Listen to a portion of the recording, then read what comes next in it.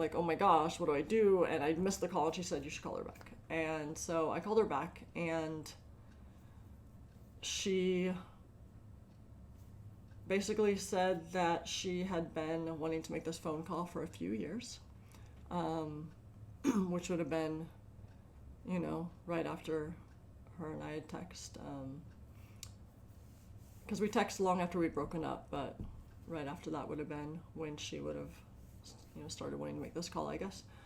And that I think it seems that she wanted everything to kind of be lined up just right. Like, she's always really wanted to, I don't know if say impress me is the right word, but have me be very proud of her and know that she can, it's like she's very feminine, but that masculine side of her that really wants to make sure she can provide and give me an exciting life.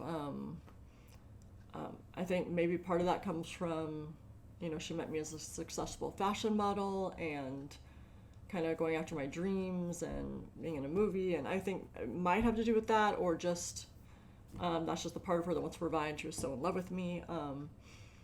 But so she kind of got her ducks in a row, and then has close family that also is out, and now her family is much more accepting. And so there was a lot of thoughts of wanting me at the family gatherings, knowing that I would fit in there and wishing I was there and missing me and being lonely without me, which I'd never done with her. We always talked about traveling, but we really didn't get to do it like we wanted to. And so she wants to travel, and she's, bought a yacht and wants to, taught herself to sail it, and she was calling to invite me to be on her yacht and sail to the Bahamas with her. And then kind of wanting to know where my life was at and if there was any chance it would fit in moving to where she lives and living and sharing a life with her. That she desperately wanted that and was missing me and has never been in love like she was in love with me, and in fact has never been with another woman since she was with me, and just thinks she'll never find the sexual compatibility that we had, the passion that we had, and the deep love we had, the kind of talks we had. I think she was very surprised, probably because she's in the difference of dating men, but of having kind of an off-the-charts sex life, but then also having like deep talks and pillow talk and fun and understanding and really deep intellectual relationship, with also having the same faith and same values, and that is often something, even when I was dating a lot in the gay world, that was something that was hard to find all those boxes, right? I found it in Heidi, and I found it with this person. It's not easy for the fact that, as we all know, it's not easy to be a gay Christian, and so it's understandable. So I think that was something that was really important to her. And anyways, this was a lot for me, as you can imagine. I knew she was in love with me. I've never had she made me finally have a doubt and just have to convince myself I was wrong, but for years I was so confused and crying for like 2 years straight, begging God to make her see, because I knew she just would not get out of her own way and that she was in love with me, and only telling her best friend and just didn't want to admit it and lying to me about it. And it was, there was enough things that had happened where she had one time ran out of her room shouting that she was gay and to someone, and being like, she met a gay couple at a financial conference, and basically they were gay, and she's like, oh, this is my wife, and she's like, oh, I'm gay too, and they're like, you are? And she goes, no. They're like, you're not? Yes. They're like, and she's like, I'm in love with a woman. And she just like didn't even mean to say it out loud, so she ran out and called and told me, and would say things like, I have been reaching across the bed just wishing you were there, wanting to call you, wanting to have you come see me, like missing you, not just keeping myself from telling you. And so I would show up and surprise her, and then she would shut me out and push me away and run. And so she finally called and admitted all of this. She said, I've been running from you.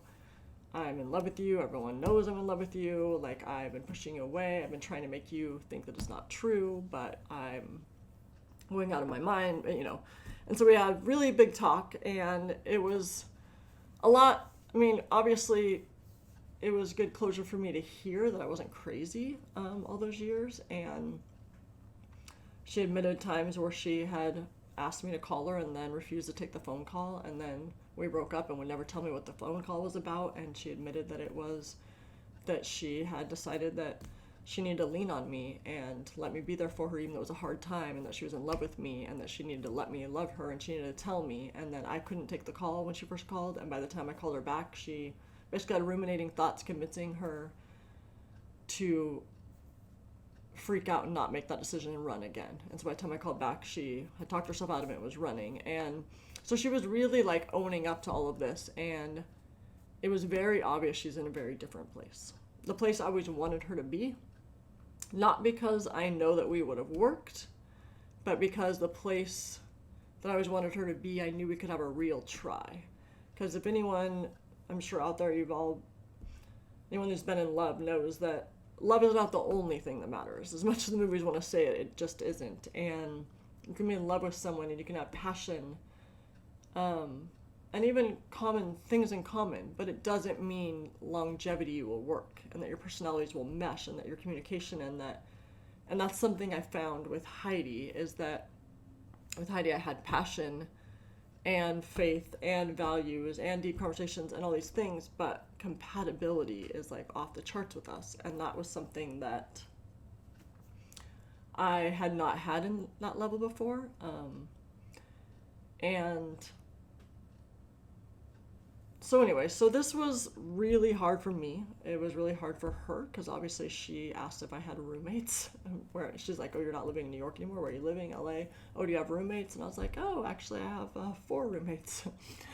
And I actually have, 3 of them are 12-year-olds.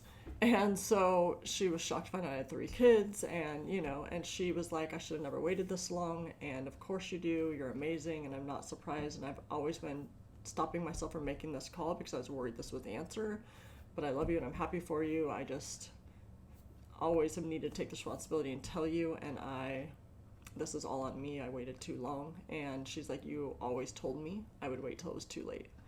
And because I had told her my biggest fear was that one of us walks down the aisle and then it's too late, or falls in love with someone else and has a whole new life and it is too late. And I would date, but try to date not too seriously, hoping she would come back.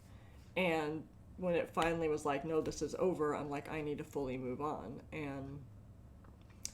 But I just never got that closure of seeing that we wouldn't work, even though there was always that thought that we would both want it so bad and try to make it work, but we wouldn't just be able to get there all the way.